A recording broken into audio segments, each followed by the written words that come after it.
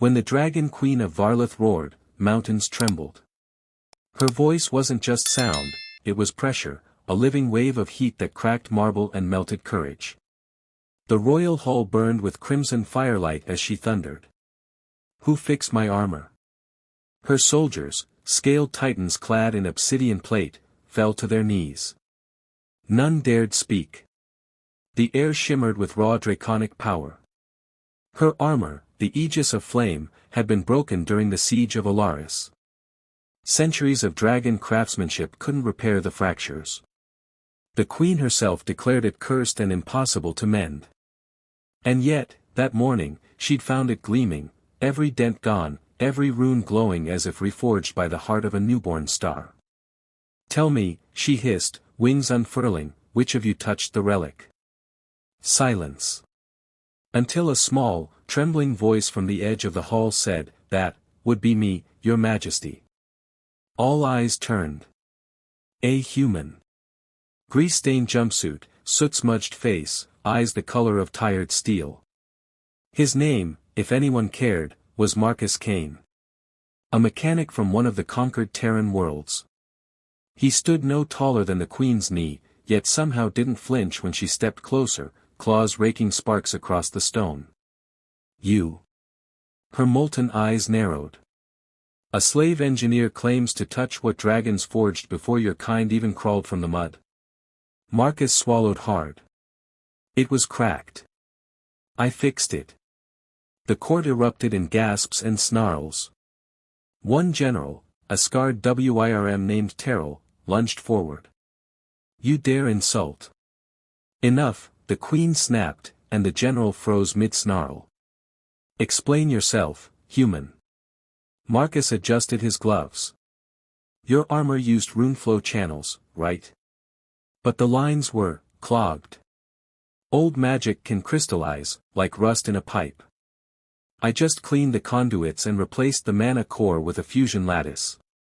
The queen tilted her head. A fusion lattice? A Terran thing, Marcus said.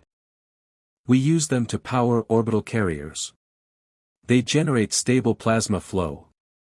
I thought it might sync with your armor's energy patterns. You thought. She leaned in until her eyes filled his vision, twin furnaces burning with divine wrath. And if your experiment had failed? He shrugged. Then it would have stayed broken. Like everyone said. The hall froze in stunned silence. Dragons lived by hierarchy and reverence, no one spoke to the queen that way. Yet this human's words weren't insolent, just honest. The queen's nostrils flared. Her mind, sharper than any blade, turned over the implications. Her armor hadn't just been repaired. When she wore it earlier, she'd felt faster, lighter, her flames burned hotter. No dragon craftsman had ever achieved that. What drives you to meddle with what you don't understand? She asked softly.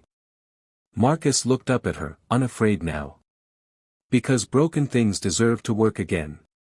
Even if everyone else gives up on them.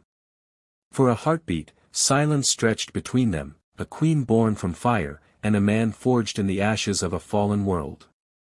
Then, slowly, the queen's lips curled into something dangerous and rare, a smile. You interest me, human. The court gasped again. The last being who'd interested the queen had become her royal consort, and later, her meal. I should burn you, she mused, circling him. But your craftsmanship humbles my kin. You fixed what dragons deemed irreparable. You wield creation where others fear ruin. Marcus scratched his neck awkwardly. Thanks. I guess. The queen's laughter rolled through the chamber like thunder. Tell me, Marcus Kane, if I gave you my warships, could you make them sing as my armor now does? He blinked. Depends. Do they use runic conduits or grav fusion?